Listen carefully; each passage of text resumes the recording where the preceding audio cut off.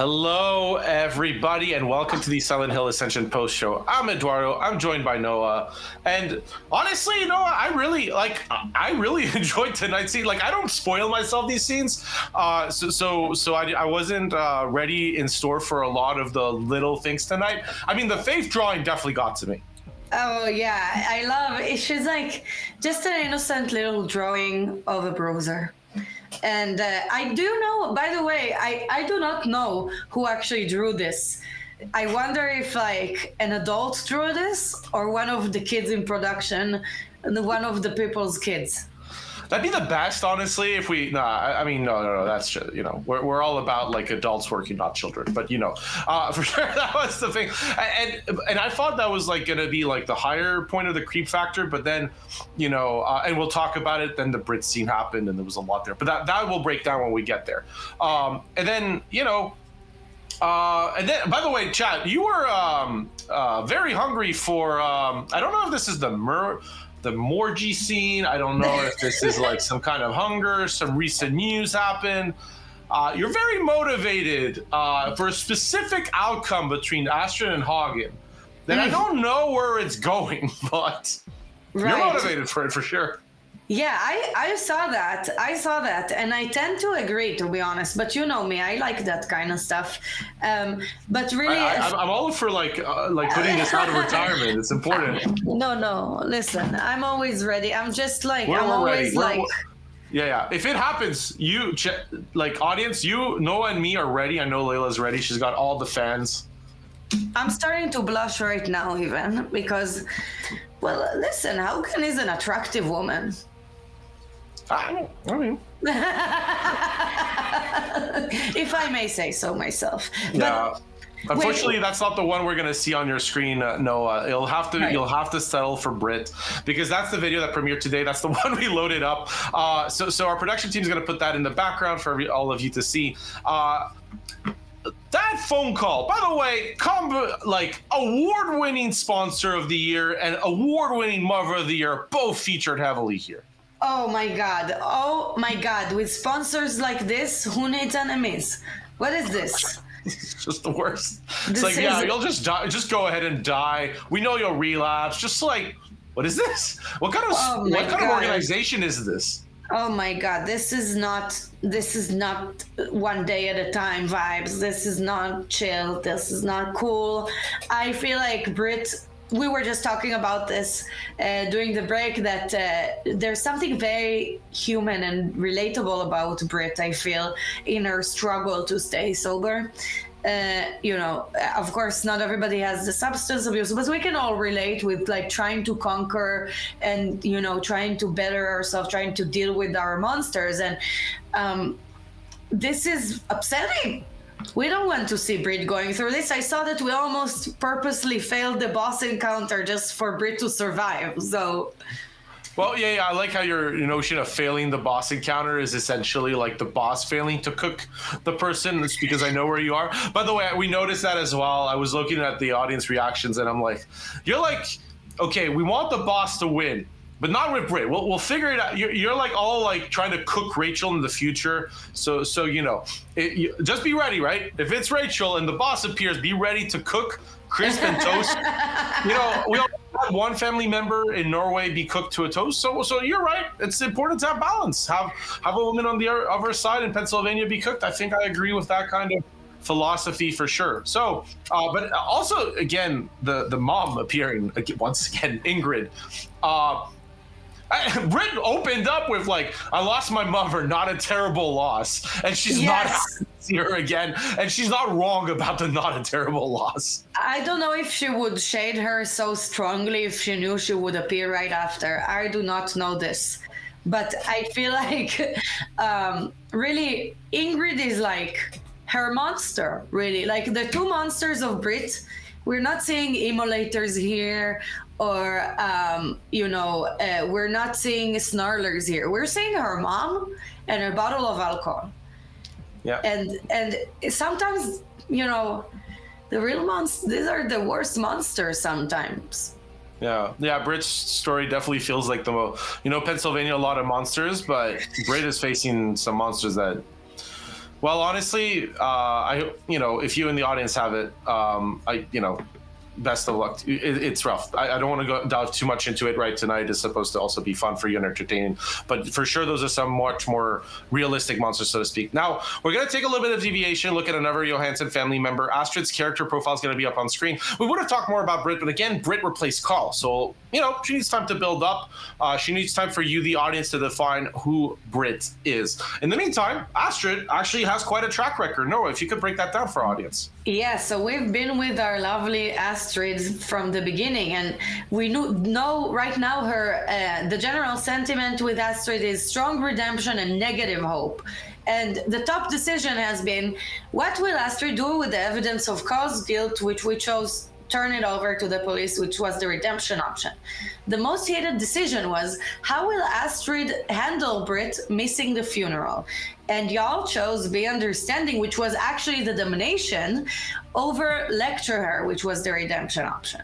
Yeah. So one of the things, right, Noah, in Silent Hill Ascension is a lot of the audience tends to pick the redemption option. This is actually common, by the way, in interactive narrative, whether that's games, different forms of entertainment, or even this interactive series is no stranger to it, is often people want to see the best outcome occur.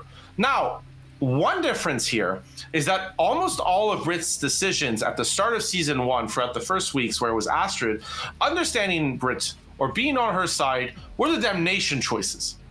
And you, the audience, although these were contested, managed to overcome kind of like that baseline redemption and really choose damnation, and essentially develop that relationship between Astrid and Britt in a much more strong fashion. And that's a choice that you, the audience, are making, essentially, saying like, look, we want these sisters to understand each other, even if it's not the choice that leads to the redemption path. We want to see that understanding between them. Right. So it's important, if there's a will, there's a way. And we're proving it with this relationship against all odds. But I feel like Astrid is a bit preoccupied right now to watch over her sister, understandably. I really do hope that her sponsor is gonna come through. She needs somebody. Well, different sponsor. That one I think we can put in a ditch. And maybe send the immolator after them. I think that's a reasonable take, right? We're talking about who to cook with the boss. I think that sponsor is a pretty high candidate. Right. By the way, in chat, they're like, in the audience, they're like clamoring for Smiling Carl. I know the rest of the development team always hears, so who knows? But no, this is not a promise, not an endorsement. Although I would like to see Smiling Carl, but not an endorsement otherwise. But we're talking about Carl, Britt, and Astrid. All of this is in Norway. So again, we talked about this in the pre-show. Noah's going to rebrief us on, again, the story so far in Norway, and we're going to kind of wrap it up, so to speak, here on like kind of those last details, because we talked about Astrid and Britt, but like there's also Orsson's actually a really big part of what's happened this week in Norway. Right. The kids are back in town. Boys are back in town. So Astrid and Britt perform a goodbye ceremony, as we saw when Astrid was actually struggling to let go of Orsson. And then Orsson appeared, so she didn't need to. And then he returns home, but he's catatonic. And Astrid has to decide what to do with him. Then she gets a call from Aurora, and that makes her really afraid that she's gonna lose Orsson again, because he did just bite the doctor. A tough situation there for Astrid. We didn't even mention in this run through Britt, but obviously Britt also is really struggling with her sobriety demons here. And community decided that she would pour the bottle, which was the sober choice to do. So good on you. We have some morals here. Yeah, the community really wants to protect Britt. It feels like Britt and Eric are kind of like the darling. Well, Toby's dead, so it's over. But like, Britt and Eric are kind of like the darlings. A lot of you in the audience are connecting with them. It seems like Astrid is more long-term, like you're on her corner, because a lot of the choices on redemption on Astrid are solidly. And then Rachel's kind of the one that's like, let's throw her to the Snarlers, get her into them. So that's the thing, right? But here what's important here, right, is that Norway is very much about the inter-character relationships. But with a lot, it's a lot more about dealing with their traumas in a lot, not a literal way, where in Pennsylvania, they're literally seeing monsters, but like, no, in Norway, it's a lot more calm, and the monsters are really the people they've had to deal with for their lives. You saw it with what Hogan said, right? Eva. The actions of Eva are really what caused a lot of this, right? That relationship between the Johansson family and the rest of their community was really strained. Carl's gone now. Interestingly, Carl kind of solved a lot of the strain that he had placed, and by going doesn't create any new ones. So that's also, I think, kind of interesting, Noah, here. Yeah, it was a clean break. Just, I'm out of here. I'm a smile away in my boat. I don't know where I'm heading, but I know I'm gonna do it with a smile. Yeah, that's the thing. And a genuine one, not a absolutely creepy monster-ish one. Now, we talked a lot about Norway, and for good reason. There's been a lot in Norway this week, but Pennsylvania is also kind of building up, right? That's going to appear on your screen. Well, I say building up. There was one extremely key moment, which always happy to talk about, right, Noah? Right. So, as we said, don't mask, don't tell. Eric partook in the infamous Mordry as the satyr with the lovely, lovely satyr mask. We all spent everything we could on it. Then we had Nora, the stranger that Xavier ironically deemed suspiciously. She returned Faith all of a sudden. And Rachel has to decide what to do with Faith now that she's back and drawing bruisers in her little creepy drawings. Yeah, like imagine you're like, oh, we finally got the kid home.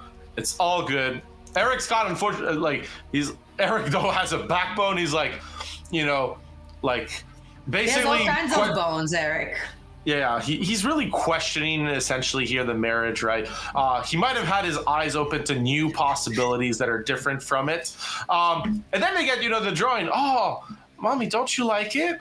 Just like a horrible monster. She's like, this, not what I was hoping for here. I'm not gonna lie. To be honest, girl, Eduardo, if you would have seen the pictures, if you would have seen my childhood drawings, I'm really lucky that I landed on this job, because otherwise I might be locked up somewhere. Okay, that's a pretty strong admission right there. Just kidding. But no, that was indeed creepy. I cannot relate to it in any way. I never drew anything creepy in my life, but some kids are weird like that. I like how the more you explain it, the more it feels you're guilty. So I'm going to help you out. We're going to move away from kind of Faith. Xavier is making some also interesting choices with the people around, right?